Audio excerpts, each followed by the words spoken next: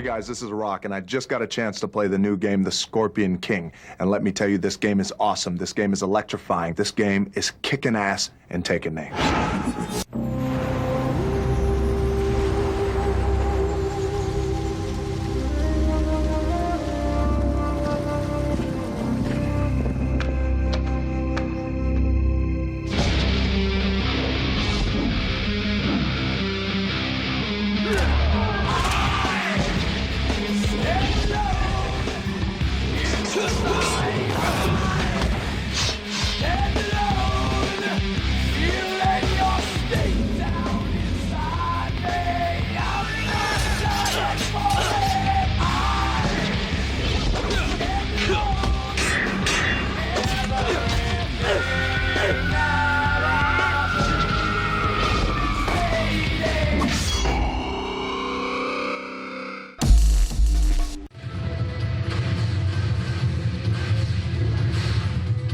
ジェフティをバフラムの手に渡すわけにはいかない。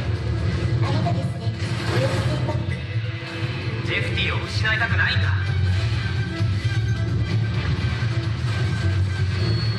ジェフテ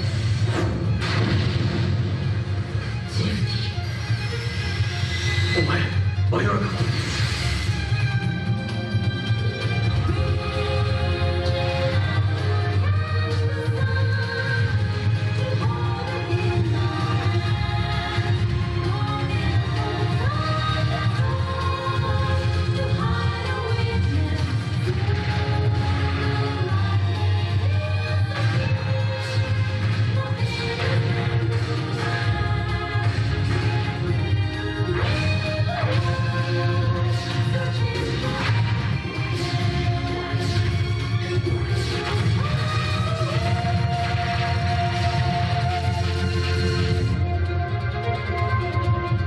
人の命が軽い世の中、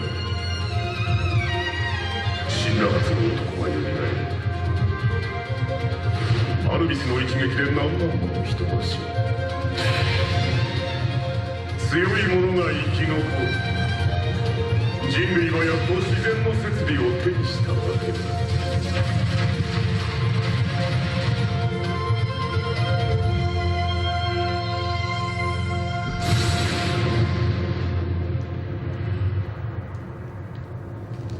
勝てるかどうかはランナー次第だ。で、その期待を返してもらう。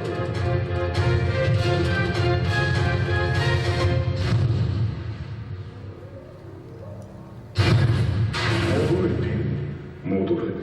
お前は好きだ。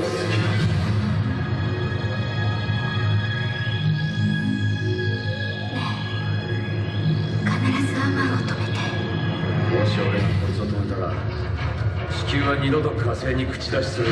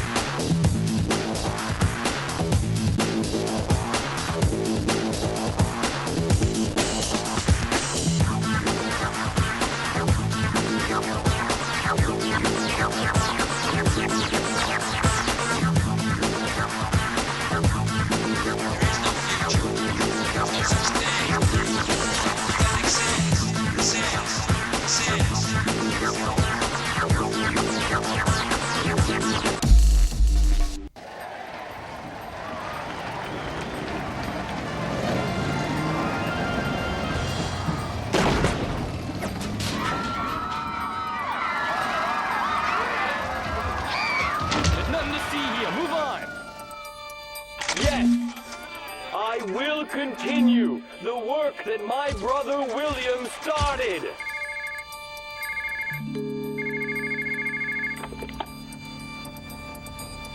Number 13 will soon no longer be a problem.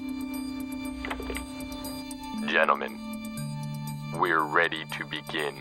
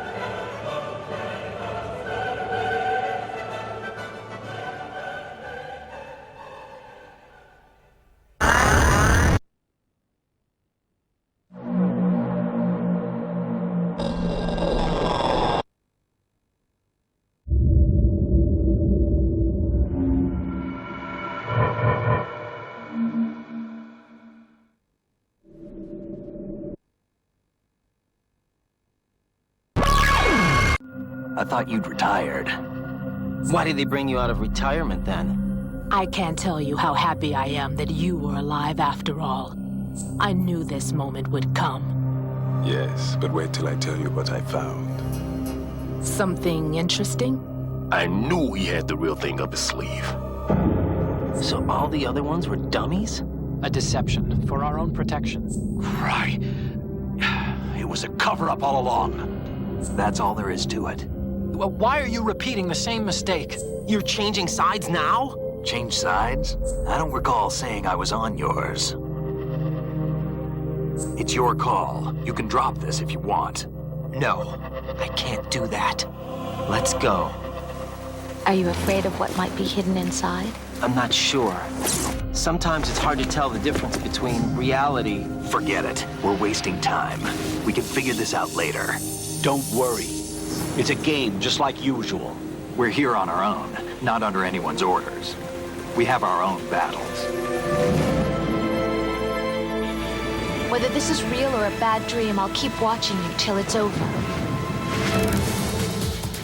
There's a war going on here. This is a military mission.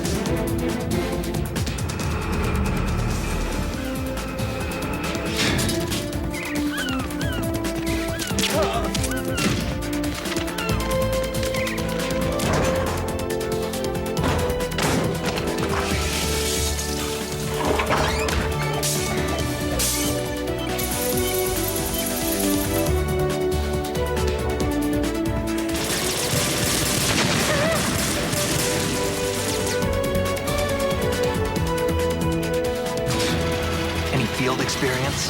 I've had extensive training, the kind that's indistinguishable from the real thing. VR, huh? That's far more effective than live exercises. This situation, I find it very nostalgic. Yeah, well, I doubt it accurately simulates the events of that mission.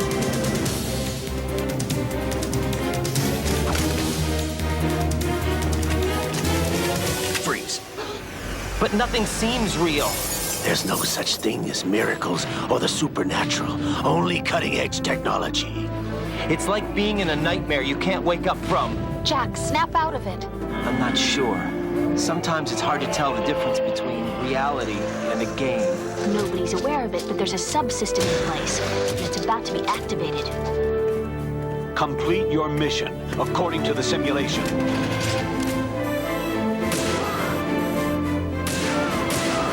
What are you keeping from me? I am not keeping back anything. It's not as though I'm told all the facts either. We still need you to take care of a few things. This time, do not fail us.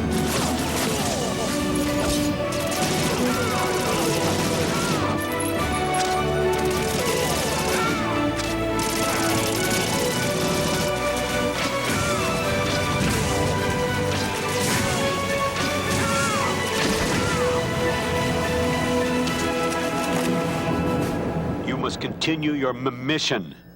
Everyone knows that it's a dangerous substance. It's unbelievable. Hard to believe, isn't it? But it's the truth. That's good news.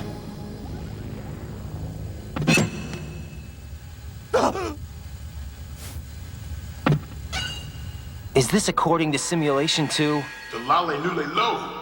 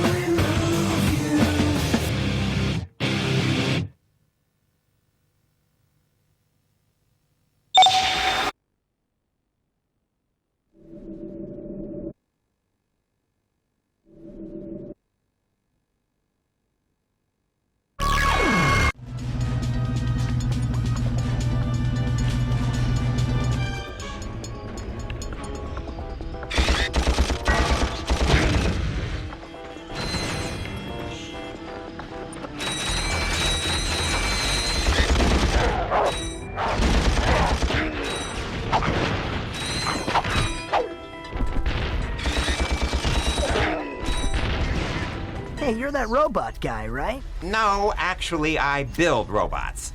I myself am not a robot guy, per se. Nerd.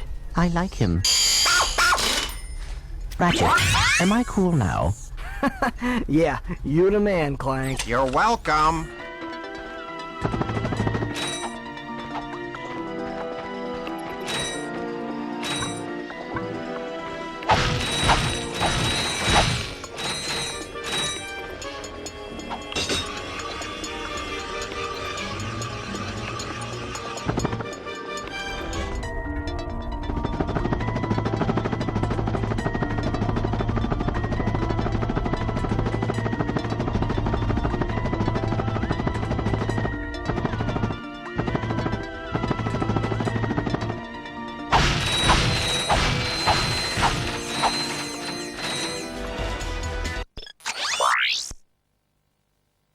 Hi there, Fuzzball.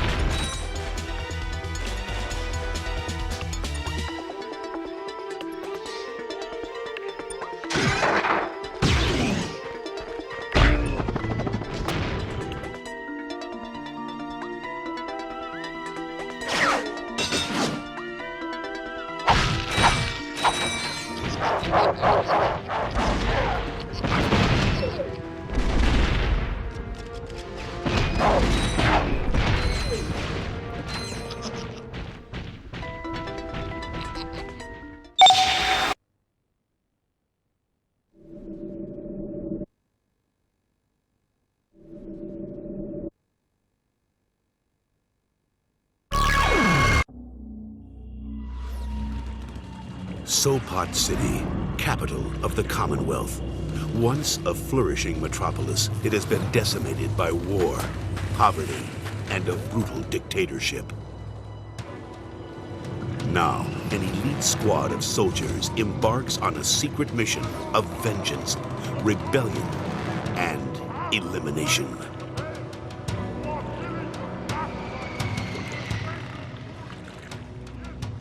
But this mission to end a life will have untold consequences. And for one member of the squad, it is the beginning of a journey that will change everything he's come to believe.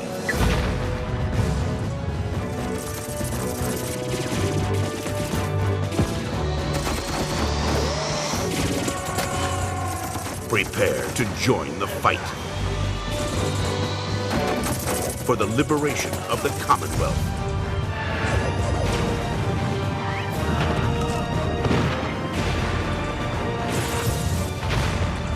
Prepare to join the faction. Red Faction 2.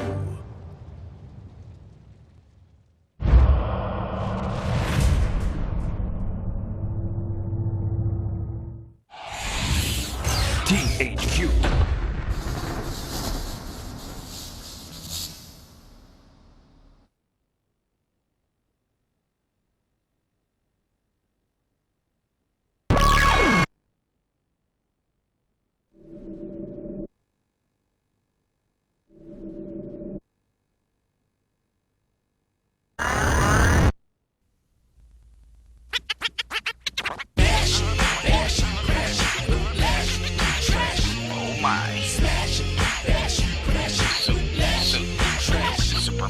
Liquidate, motivate, mass Smashing on the interstate, never fake. Shake a Jake, woofers that'll make a quake. Get a beast of bellyache, stomp down, accelerate. Make this frame levitate, burn up the Quaker state. They ain't really scared enough. Mob through, flared up for green chips. Make this machine flip, tear it up. Swollen lips, broken hips, fight through the hustle state. Broken bones, broken homes, still we resuscitate. Smash, bash, crash, lash, trash. Oh my. Smash, bash, crash, lash, trash. Superfly. Cussing, hate, tussle, fate. We control the thrust rate. Represent constituents whenever you negotiate. We the engine and ignition. Kissing E with malnutrition. Giving us the camshaft. We finna blow a piston. Feel that upholstery. Made it cotton hosiery. Lean back, mash the gas. Do it like it's supposed to be. Nationally or locally. Stopping them from choking me. Jump in the driver's seat and scream out vocally. Hold on tight, babe. Hold on tight. Hold on tight. Don't take you for a ride.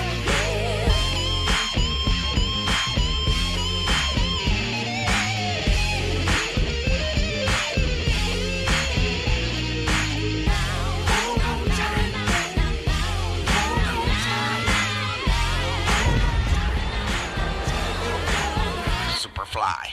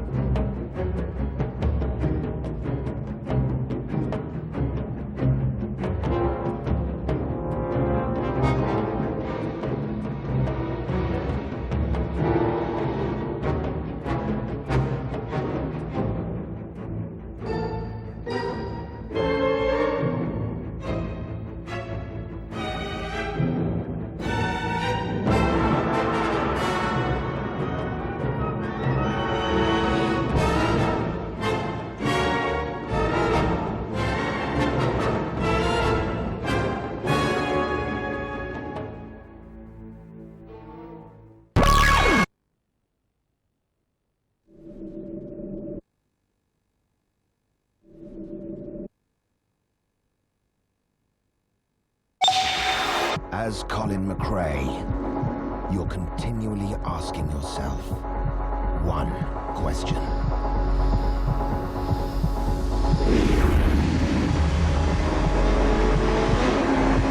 Is it the end? Is it a moment of glory? Will the axle hold?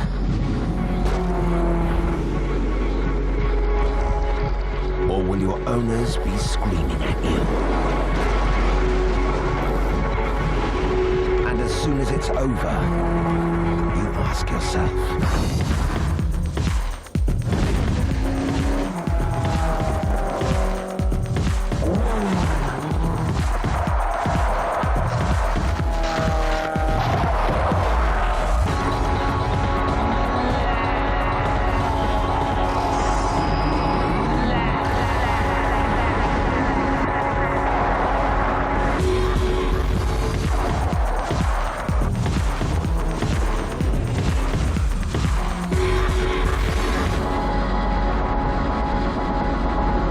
McRae Rally 3. It's what lies ahead.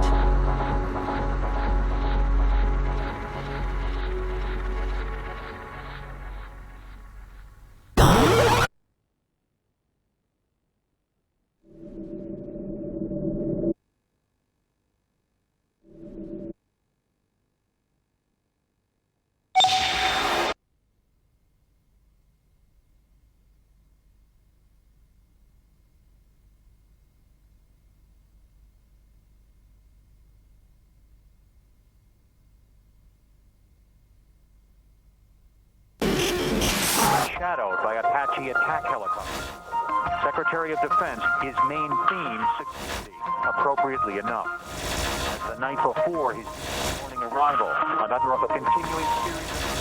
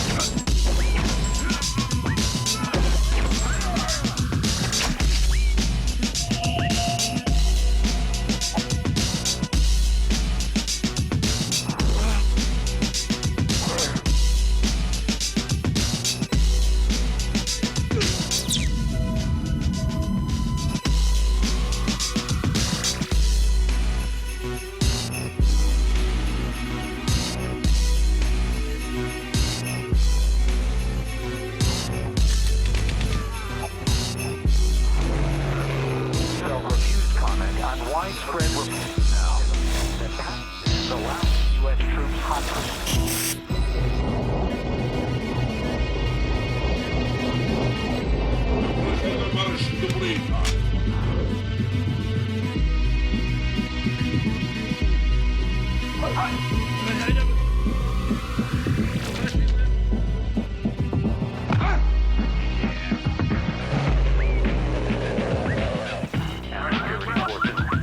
Replacing the thousands of national troops, strengthening the police, creating a national army.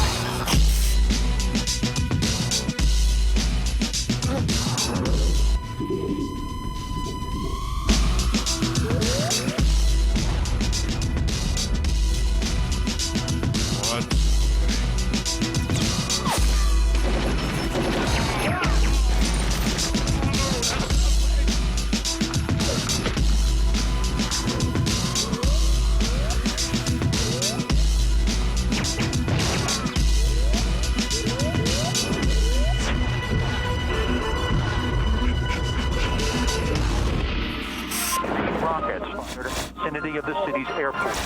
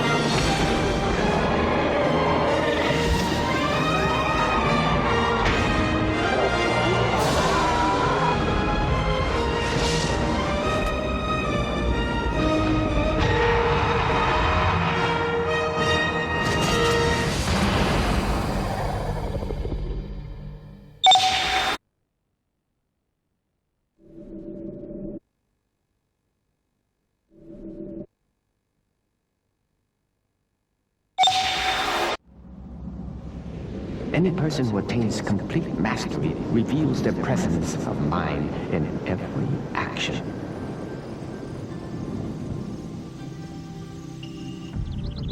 You are the champion of this monastery and of those who cannot fight.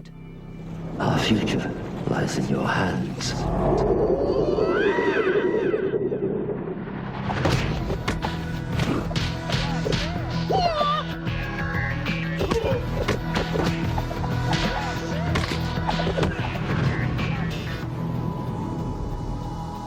You have betrayed my father and me. You must recover the relic before it falls into their hands.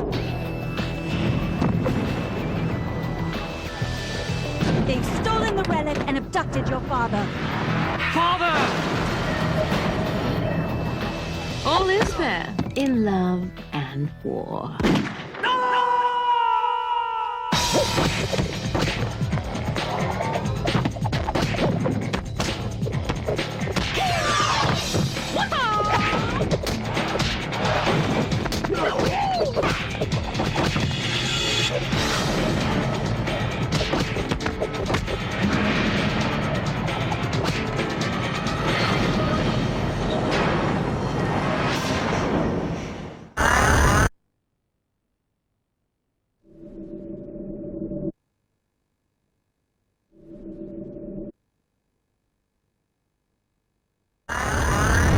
I'm gonna hide this tape when I'm finished.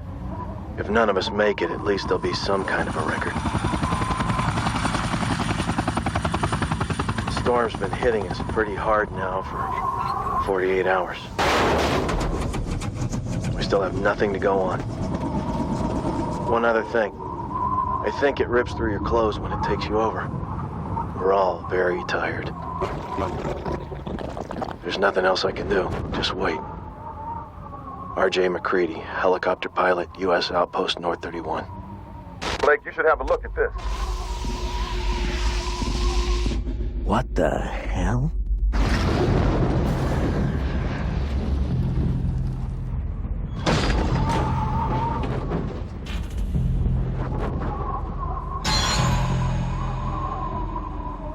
What have you got? One body. No survivors.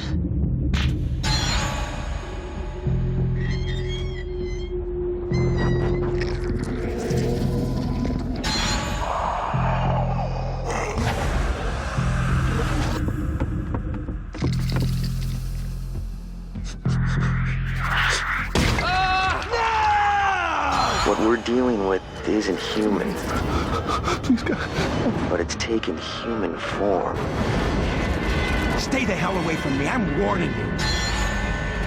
Come on, Pierce. This is crazy. Bullshit.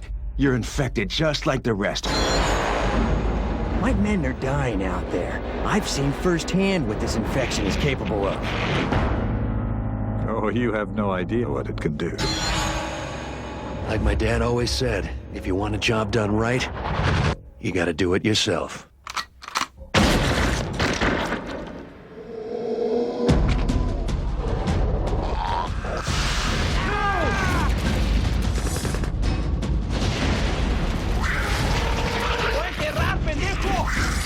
You're out of your league here, Blake. Yeah, take it, bitch! Oh!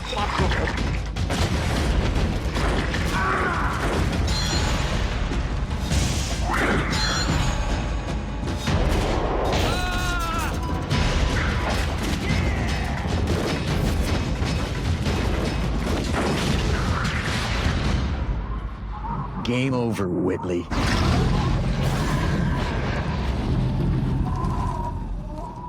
This game is just beginning.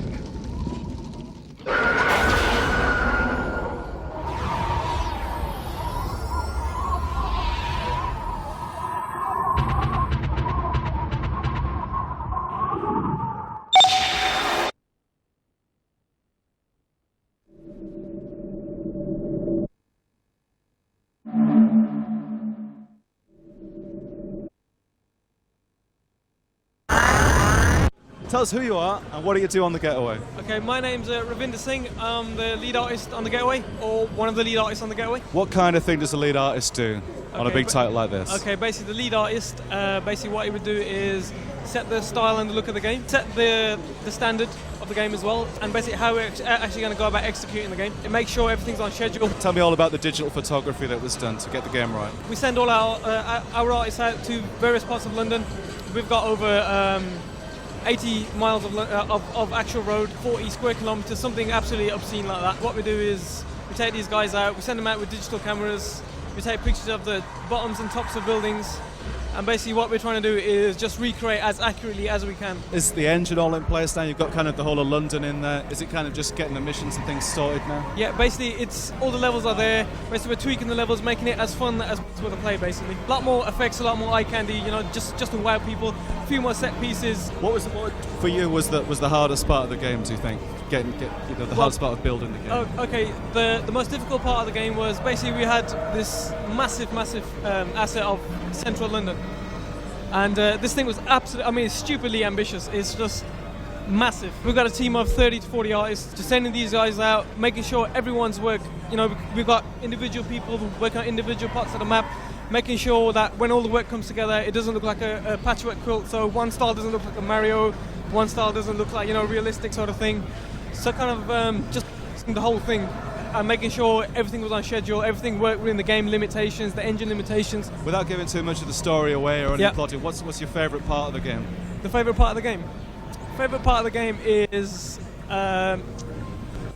it's some nice effects actually. Basically, when you go and shoot things that kind of blow up, for example, they have a knock-on effect. So almost like dominoes. It can be, I suppose you can call it a set piece. So basically, you shoot a barrel. The guy goes flying, can knock something else over. It's kind of like a chain reaction sort of thing. It's really been built as a big title. How does that feel for you? Well, it's quite good just to know that we have got the backing of Sony on a title like this because, like, you know, we've got a team of 55 people. The games that I worked on before, there was nothing like that. You know, we had 4 programs, 4 artists at the most. And it's just good to know that, you know, from the guys at the top, they've all seen it. People from, you know, SCEI, people from the States, and everyone's given us the full backing.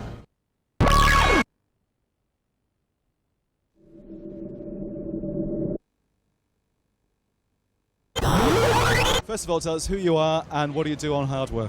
Yeah, my name's Jamie MacDonald. I'm the director of the London studio for Sony Computer Entertainment. And we're here showing Hardware, which is a network online multiplayer game. Yeah, it seems to have an awful lot of similarities with Dropship. Now explain that to us. Well, we're using the Dropship technology. I mean, that was the basis of this game. But apart from that, I mean, the vehicles are all new. The environments are all new. Underlying technology is from Dropship. Did the game start out as kind of Dropship 2 and then... No. I mean, as a studio, we decided that we wanted to reuse the technology that we've used, and we've done the same with other games and other projects that we're doing. It's just that the Dropship environments and technology lent itself to developing an online game. How many people can play online together in Hardware? Well, at the moment, as you can see, we've got 8 people playing here. It's 16 at the moment, and it depends on the networking technology line that whether we can go beyond 16, but absolutely 16 as it stands. And what sort of vehicles are the guys able to choose from? Well, at the moment, we've got 2 tanks, a Leopard tank and an Abrams tank, and then we have a couple of sort of Humvee type vehicles. So it's kind of light, fast jeeps and the heavy and slow but sort of tanks which they pack a punch, that has to be said. Lots of different environments to fight across? Yeah, I mean, this one at the moment is just an Arctic environment. Back at the shack, as it were, we're developing, well, we have 3 environments already, and we have a number more in the pipeline. Now, are you going to be selling this game, or is it going to be part of the online package? It's going to be part of the online package. It's purely a network game. That's not to say it won't be in the shops, but it's not a single-player game. It's only a network game. When you say it's going to be in the shops, people will still have to go in and buy it. Yeah. Yes. Although one of our sort of ideas at the moment is to have this game as part of the package when you sign on to the broadband network gaming service. Now, what do you know about the broadband network stuff? I mean, we were talking at the press conferences earlier on, and it's all still quite up in the air. How do you understand that it's going to work in the UK? Well, I mean, as Chris Deering was saying, towards the end of this year, it's going to be launched. We're already working very closely with Telewest in the UK, so you know, it's real, it's happening. I think the thing is that there are lots of uncertainties just because of the number of territories that we have to cover in Europe. Our plans are well advanced, and we're very excited about it.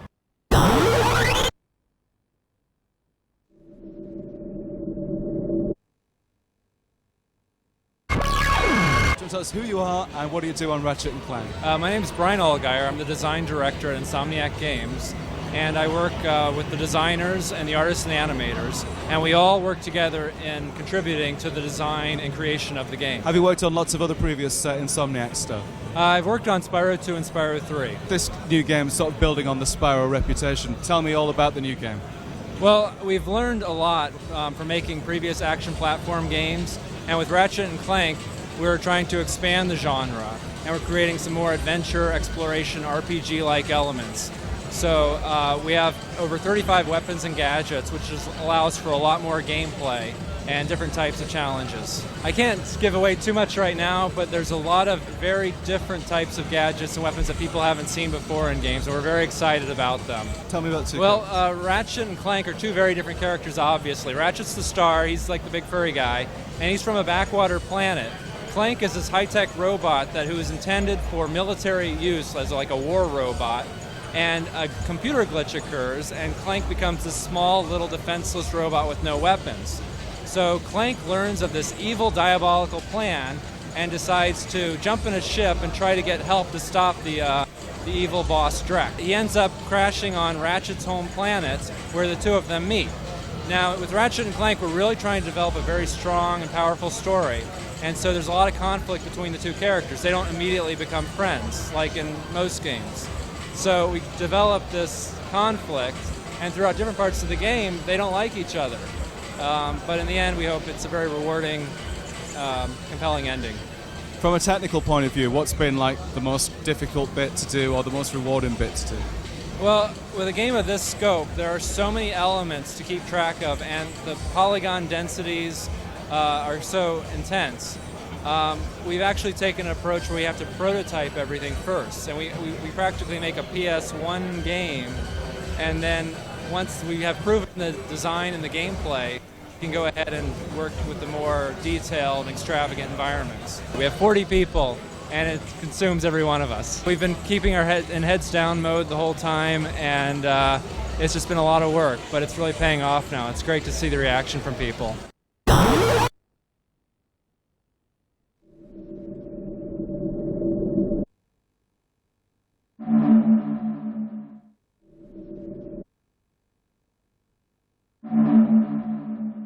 What we've done is we've gone back and looked at the original game, which was a PS2 launch game, and that game was heavily based towards the deathmatch idea of multiplayer gaming, and that was very popular. But what we wanted to do was go back and look again at the single-player experience. The story behind Time Splitters is that you travel through time and visit different scenarios at different times, and the Time Splitters have been trying to destroy human history. So we managed to set up scenarios from the westerns in the 1850s, where it's like a spaghetti western, through to Paris at the turn of the century, through to Chicago in the 20s, military installation in the 1980s, and through into futuristic robot factories, which is what's being played here. As the game progresses, you unravel a narrative where you find out what the Time Splitters are planning to do, and in solving each level, you get given clues for the next level that you have to solve. So there's a very strong story that runs through the whole game. It also enables us to play very different scenarios in each level. So some levels, like the Chicago level in 1920s, you have to be very stealthy, and it involves a lot of sniping and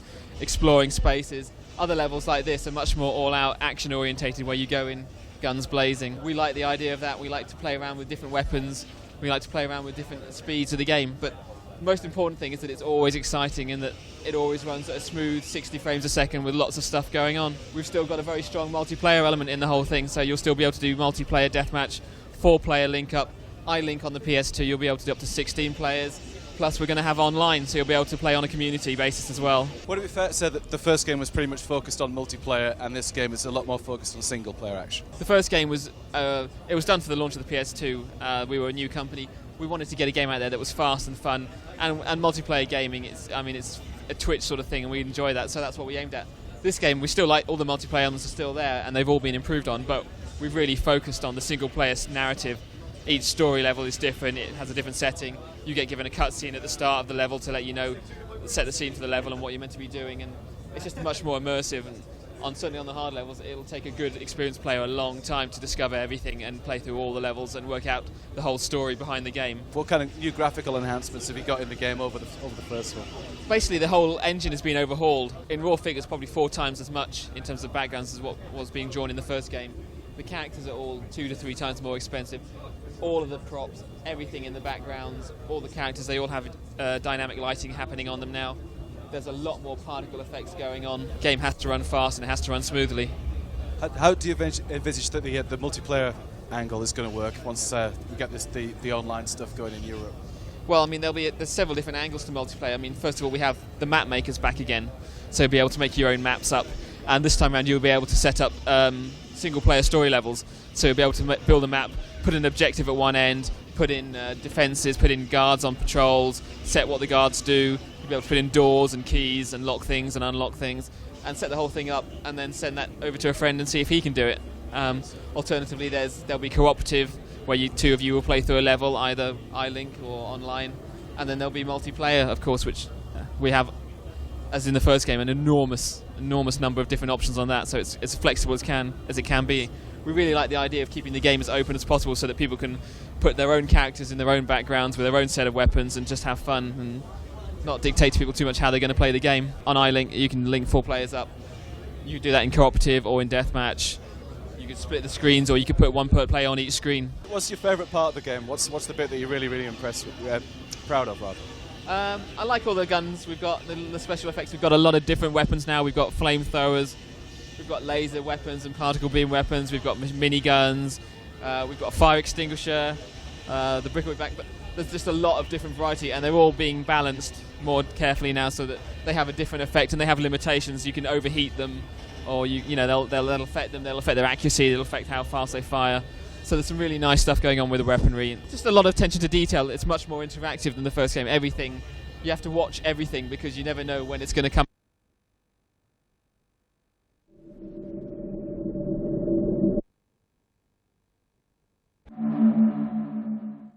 So you got to show enthusiasm, because if I'm not enthusiastic, how are people going to want to buy the game? I got to let them know. I say, hey, this is a good game. That's why I'm here. You better get it and move. And people say, wow, Mr. T like it? I better get it. It's super game. Like I said, ordinarily, I'm really not into the games, the video and all that stuff. I don't, But my son, I got a 16-year-old son. He likes the game. I said, I'm giving him one. Then they brought me here before I went out there. So they showed me how to play the game and showed me what the game was about. That is right on TV. So I started playing it. And that's important, because I wouldn't want to go out there and tell the people to buy the game if I ain't tried it, if I don't like it. It makes me laugh. I can't wait to show it to my mother, so she's 83 years old, but she's gonna say, God, that's my baby, So, because I looked at it my first time when I saw it, I said, that's something. So it makes you kind of smile, but then, because I'm excited, because, wow, I'm on a video game, so I've come a long way, so I'm excited about it. TV, that's one thing, but then on the video game, and the people come, because I'll come in there, I say, wow, I'm thinking in my mind, wonder what kind of crowd it'll be, because people know me from other stuff, they might not, they might be, I would think they might be at all the other video games instead of my game, So, but they came out to see me, and they loved on me, and I appreciate that, and I thank each one for waiting to see me, So it was special. So I'm really excited about it. I'm excited about the people who brought me into it, to work with them, to make the game go, So I'm really feeling good, and I want them to know that I'm the right man for the job, you know what I mean? Because I'm gonna make the game, I'm gonna put the game out there. I'm 50 years old, and they invited me to be in the game, and they remember the things I've done, so that was fun. So that's why I like it. I'm a man with a tunnel vision. That's all I know. This game right now. That's all I know. I just want to do this. I want to take this game to the top, because that's what they brought me in for. Because I bring the heat. I bring the audience, make people get attracted to this. What's Mr. T talking about? Let's see that game he talking about. That's the interest. Then they're going to get to using the game and say, I like it. Then they're going to tell their friend. They're going to say, Mr. T, you was right. That game is a good game. I like that game. It reminds me of you. And that's what it's about. I never played a video game. That's Scout's honor. See, I used to be a Boy Scout. On my honor, I do my best. That's the truth. I never played a video game. I don't have a computer in my house. I don't have a fax machine. I don't have nothing but the telephone. You know what I mean? So, like I said, but my son got all that stuff. Like I said, so I never took interest in none of the games. Really, I didn't. When I was little, I played Pac-Man thing. That was 20 years ago. You see what I mean? You put the quarter in the machine. That's all I did. But since then, I ain't playing no interest in no game. mean? When they told me about this here, I said, hey, that'd be good. Another reason I like it, see these games, I get opportunity to take some of these games to the less fortunate kids, get them something, you know. So I'm excited about it, you know, really, to see myself on there doing something good, and the kids can play, and it is fun. You know, you just play it and watch me jab, jab, jab. I love it, man. Push this button, I come in closer, then you push this. I love it. I love it. I'm just a big kid. In fact, I still watch the 18 reruns. They come on every day. See, if I wasn't here, I'd be sitting in my big soft chair, lazy boy, you know, my Kool-Aid and cookies, watching BA. Get them, BA. Go, BA. Don't get on the plane, BA. You know. So I have fun with myself. You know, then I tell people, don't call me that hour, because I'm busy. I'm watching my reruns, because that's exciting, you know, to watch what got me this far, you know. Real life, like right now, I got a plumber at my house fixing my jacuzzi stuff. I got an electrician doing some lighting fixtures. I said, y'all should be going by the time I get back. You see what I mean? Because I don't want to be there while you fixing stuff in the ladders and paint and all that. So I don't know nothing. On TV, I'm the best. I'm the best guy on TV. I can fix anything. But off TV, sorry to say, I'm just tough Mr. T. I don't like flying. I'm not scared of flying. I just don't like to fly. So even in real life, so to my character, what I was playing, that was perfect because, and which made it great also, hit my character afraid to fly, but I don't mind beating up a whole bar full of guys. You see what I mean? So that made a lot of fans generate toward the 18 because a lot of people identify with not being able to fly. You know, so they found a kinship with me, you know. But no, it's just an act on TV. But in real life, not because of the incident, I just don't like to fly because I'm confined, you know, because the air, I'm getting stale air and all that. If I can roll down the window and lean out the window, then it'd be cool. A lot of people are excited to meet me, and I'm excited to meet them. And I always tell people, they say, Mr. T, I hate to bother you. Can I get an autograph? And I explain. I said, let me tell you, there's no bother. You didn't bother me. I said, I'm not like them other celebrities. I love that you come by to see me. I'll take time for you. If I'm in the restaurant, I'll put my burger down, whatever I'm eating, and sign the autograph. Because if you wanted to meet me, I'm really excited about it. So I want you to know, as happy as you is to meet me, I'm happy to meet you as a fan. Thank you so much.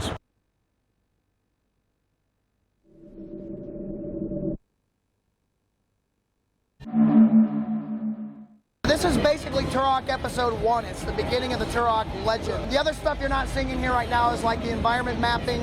In the final game, this is all reflective surfaces. The mid mapping's not working yet, but it's not a question of it like being a difficult thing to get working. There's only so much we could do to get, you know, ready for the show. So we concentrated on some other optimizations rather than getting that stuff in. But you can see the actual environments and stuff hold up exceptionally well. Once the mid mapping's in, all that sparkling will be gone. Now this is 8 years of Turok. We've got a new boring weapon, fires 5 bores instead of 1, and it will strike each of the shoulders, the head, and each hip. And as the guy's thrashing around, it'll blast his legs off, and chop each of his arms off, then his head off, and he'll have a little trunk.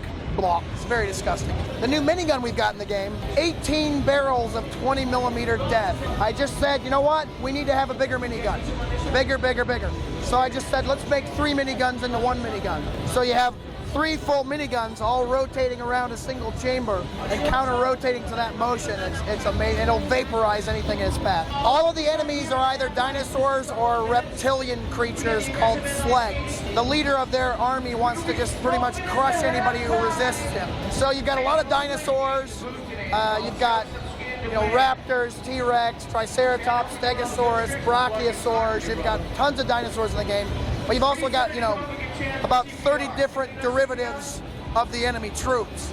So you got huge guys with miniguns, you know, medium-sized soldiers, scouts, snipers, rapiers, these priests that cast spells. And if you're a fan of the first 2 games, this is going to feel like going home to you. But it's going to feel like going home the way you always wanted to, you know? So the flying stuff holds up extremely well. And we're always tuning out the particles and the lighting and stuff like that. Each of the systems handles color a little bit differently, and that just comes down to the fine tuning. So the exact same texture map on all 3 different systems will look quite different in terms of the shade and the intensity of the color. And that's the kind of stuff we will always be tuning and tweaking out per system to make sure the game plays.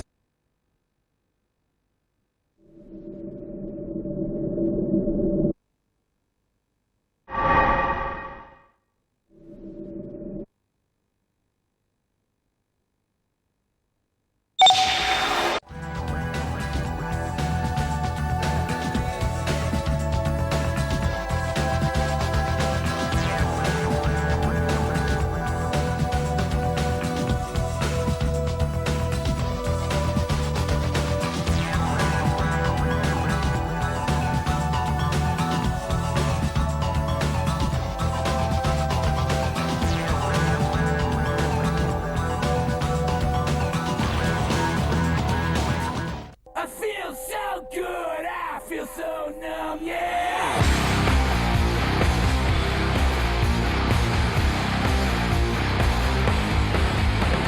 Back in the sun, what have I done? I feel so bad, I feel so numb, yeah. Back in the sun, what have I done? I feel so good, I feel so numb, yeah. Where do I run? What have I done? I feel so bad, I feel so numb, yeah. Where do I run? What have I done? I feel so good, I feel so numb, yeah. What you got coming? What you got, what you got, what you got? Bring the drums, better yet, here we come. You take back what you've done and you can talk. Tell it, but ready or not, find us someone if you dare start running out the you're gonna get just what you got coming. Bring it, you're gonna get just what you got, you're gonna get just what you got, you're gonna get just what you got, you're gonna get just what you got.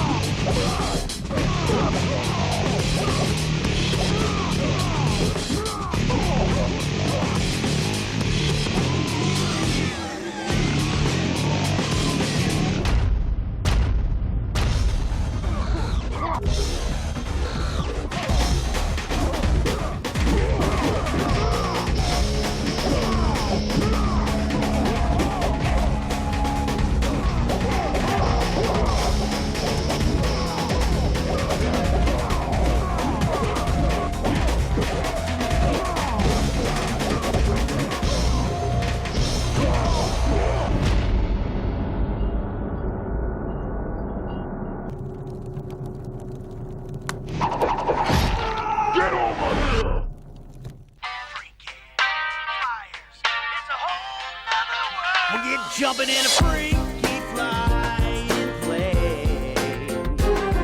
It's more than just a game. It's time for brainies, ain't it?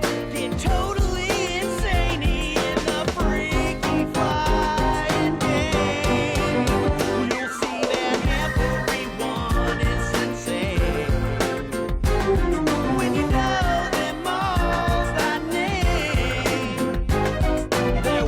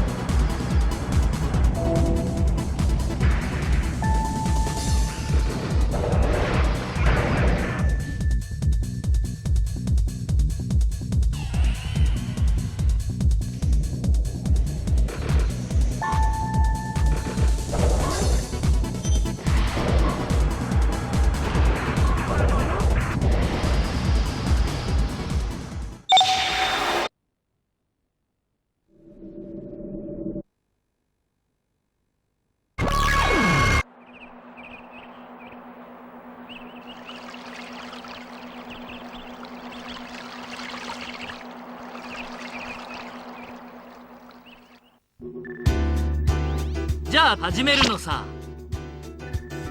チェリー。何よ。セラ。トリル。な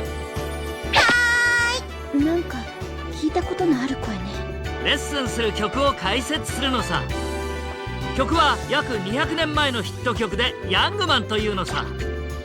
先生の研究によると若い人は踊ると得をするという曲さ。そしてテストに合格すれば君たちは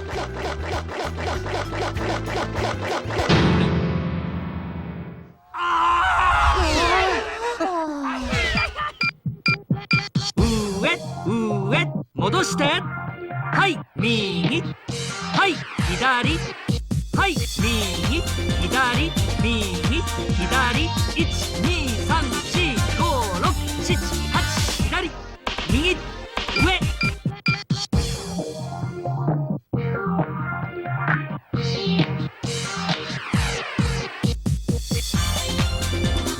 頑張るのさ。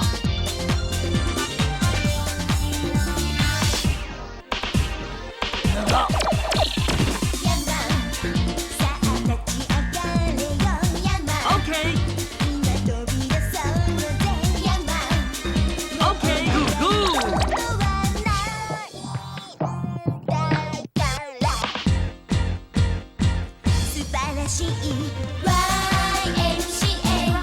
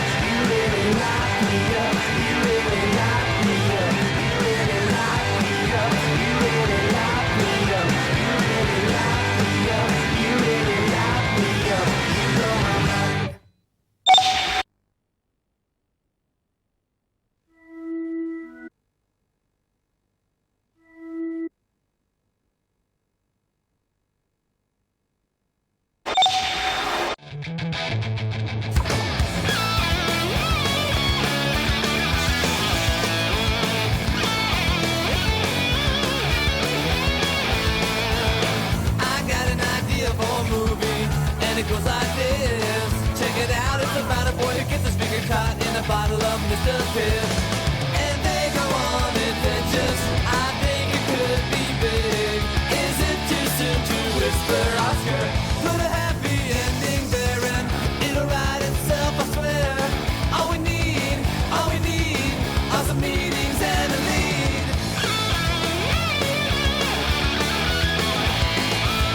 I got an idea for a movie. It's about this guy who wished and wished till it came true, and now this kid can fly. I got an idea for a movie, and here's my pitch. I get a job and quit my band, and you stop being a bitch. And we will have adventures like the boy in the bottle did. Is it too soon to whisper Oscar? Put a happy ending there and it'll write itself, I swear. All we need are some meetings and a lead. With a happy ending there, this thing will write itself, I swear. All we need is some trick photography.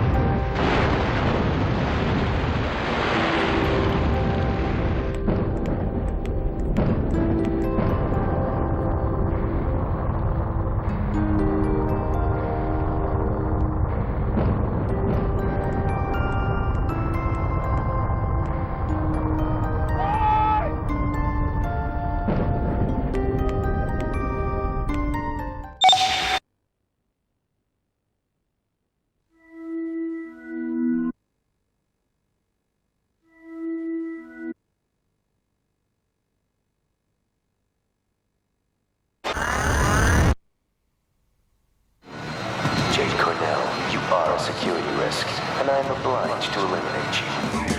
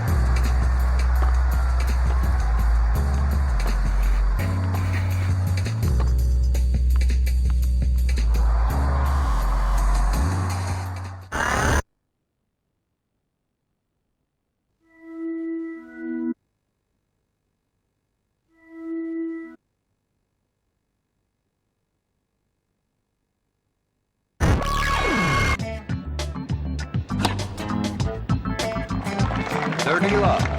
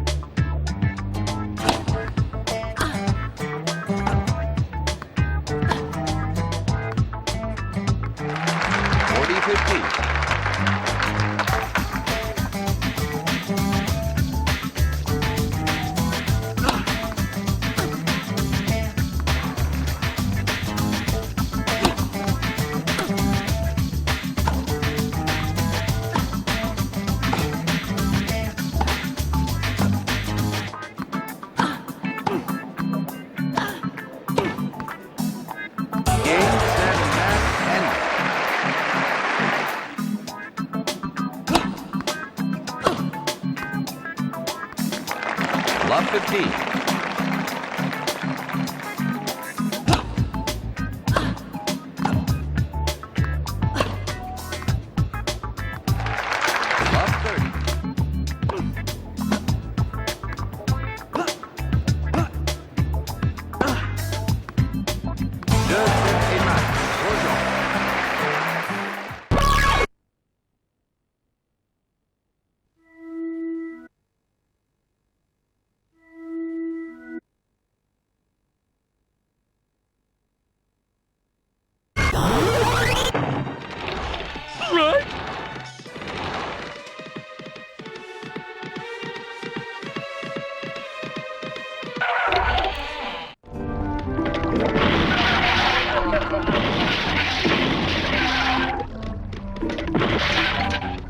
Right! Crabs! Rummy!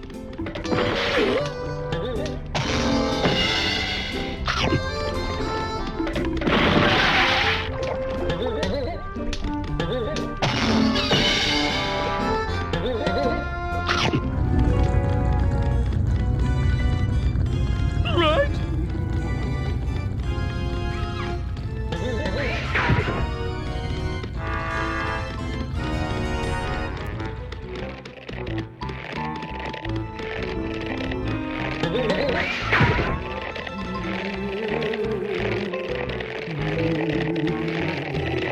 Right! It's a headless specter! Rummy!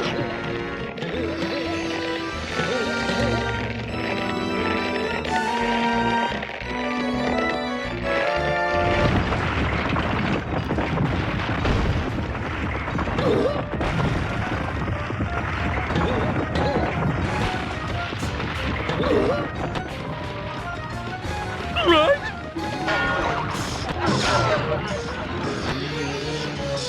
Right!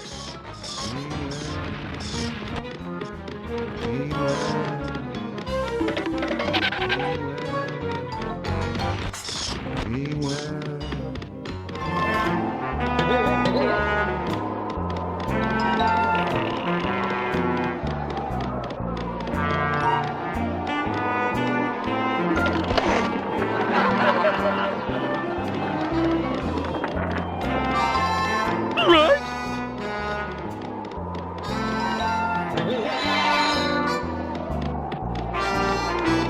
Rummy!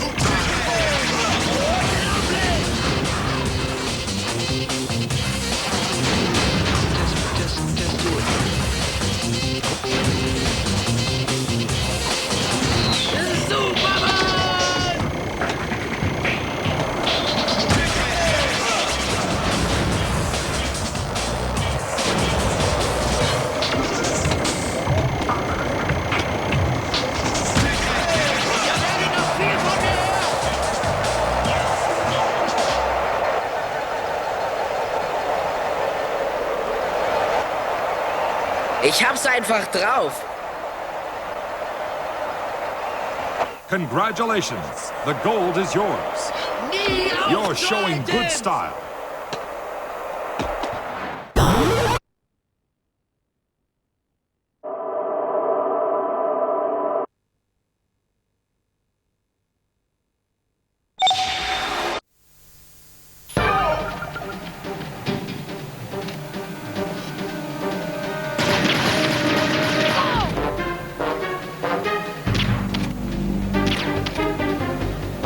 I've been with the unit since I was born. The unit is my life, my family. We've shared everything, all the bad and all the good. I have no one, nothing except the unit. Nothing else matters to me.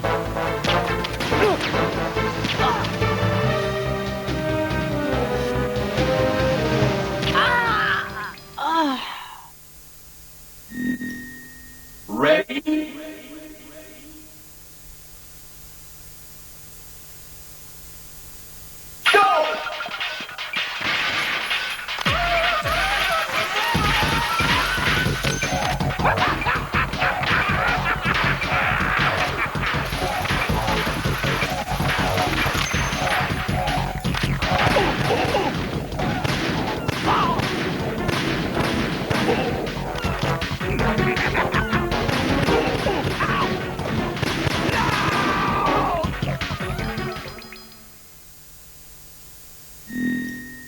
Ready?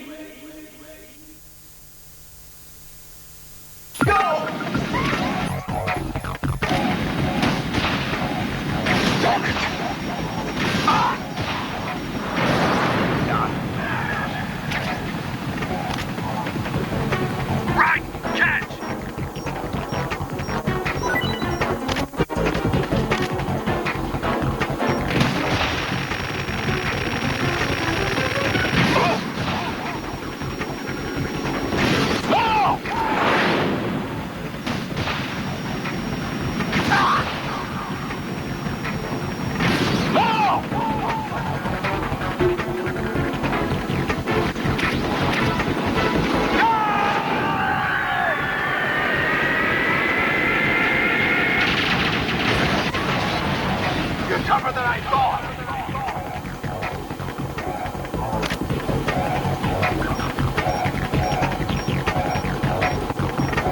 I'll let you go out in style.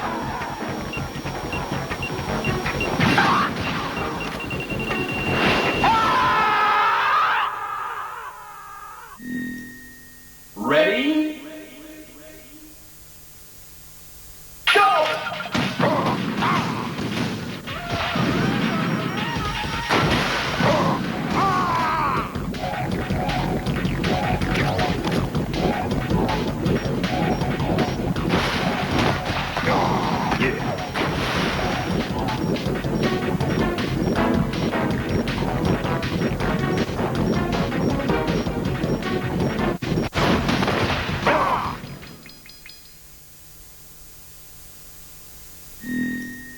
Ready?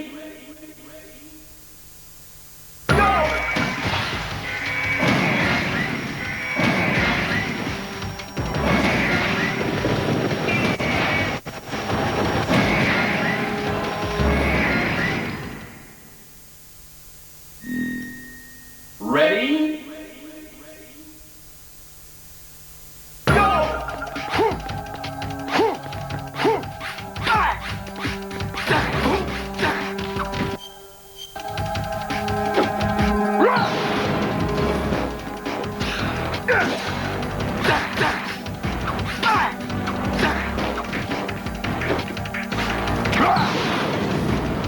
Let's go.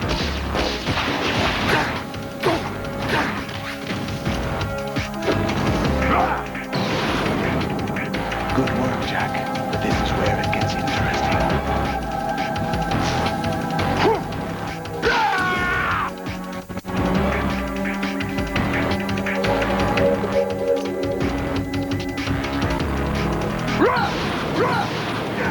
Over here.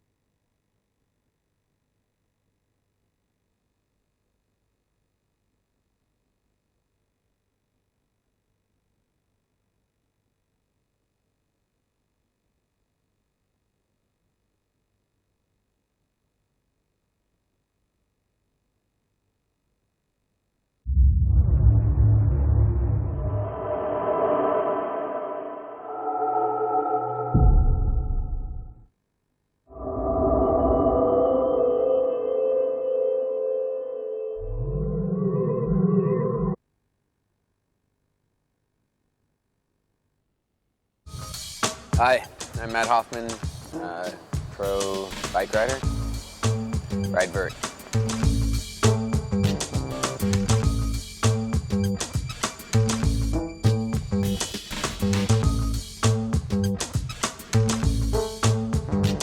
As long as I can walk, I'll be riding, you know?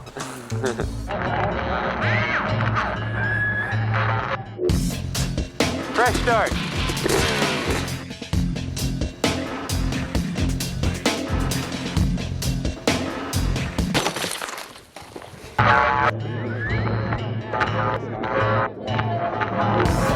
I'm retiring that ramp. Like I'm not gonna, I tore it down. Like I came to and I was just like, I looked through my baby's eyes. I'm like, would she want me to do that? I'm saying, so I tore that ramp down. I was like, okay, I'm happy with 26 and a half, and we're gonna leave it at that.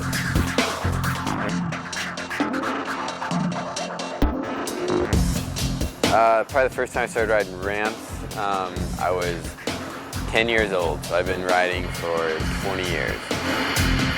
People call me the Condor. I thought it was like because it was soaring bird or something, you know, because they fly high, but then I saw one at the zoo and it wasn't the prettiest bird, so I was like, man, maybe they're making fun of me this whole time.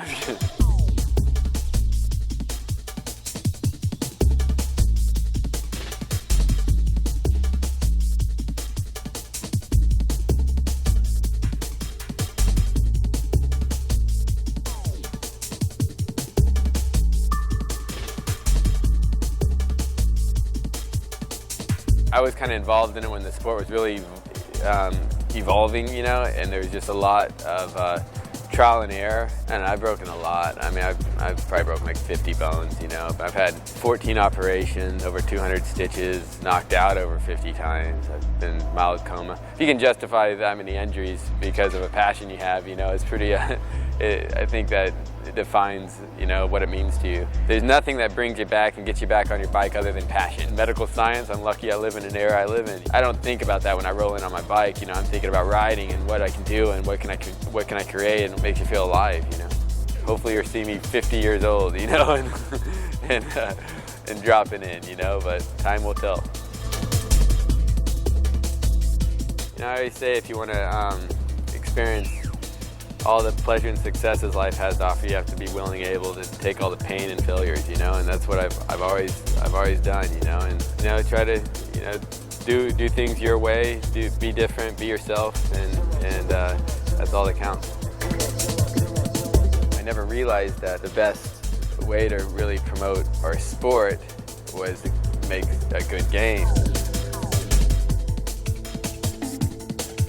Activision approached me and they just were known for making the best games that represented our sport. And so I was just like, oh, what a cool opportunity. It's PlayStation 2, so it's just a different game. You know, it's a different engine since the first one was the Tony Hawk engine. It was kind of like a bike that rode like a skateboard sort of, you know, but now it's like, it's a bike that really flows like a bike, and like all the styles and all the like how it jumps, and it's just, I don't know, it just represents bike riding very well. You know how like you usually do a trick and then you just like ride through the next ramp, you just like, and just get kind of boring. Now you can like flip it around, do dump trucks, you can do like whip lashes, or just rack up points going from one area of the course to another area of the course, you know. And that looks really good. I mean, it just really adds so much to the game, I think. So with this game, you can do a variation, and then you can actually take a hand off, or then after you do the one variation, you can actually manipulate it to take, you know, a foot off, or you know, you can in the variation, you can manipulate it into something else. You know, so it's like, yeah, there's going to be a lot of, you can come up with your own variations, you know, which is kind of what we do when we ride, you know. So it should be. I think it's going to be great. All the physics and stuff are very equivalent to the real thing, so when you play it, you actually feel like you're riding. Like I'll be pumping the ramp and stuff, you know, and so it's great even whenever I'm injured, you know. I can use that as a simulator. The premise of the second game is us on the road on a tour, you know, went to all these parks unannounced, you know, and just showed up and just toured around the U.S. for a while and just rode. Documented all that and put it into, integrated into the video game, and it implements like more personality into the characters and more character into the characters, gives it more depth. And so now, like, when you go on, when you pick one of the riders, there's 11 guys in the game and there's 9 levels and got like 99 videos that you can unlock in the game now. It's gonna be pretty intense, I think.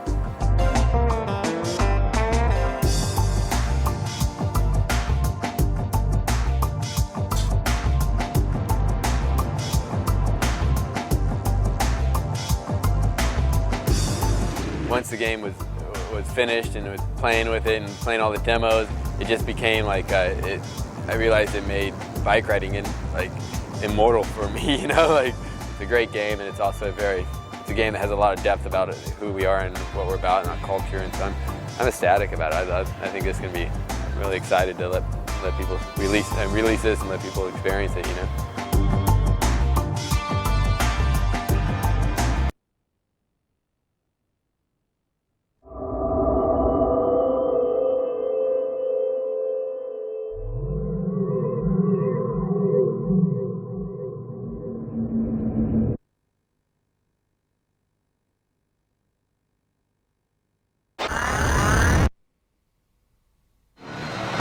Cornell, you are a security risk, and I am obliged to eliminate you.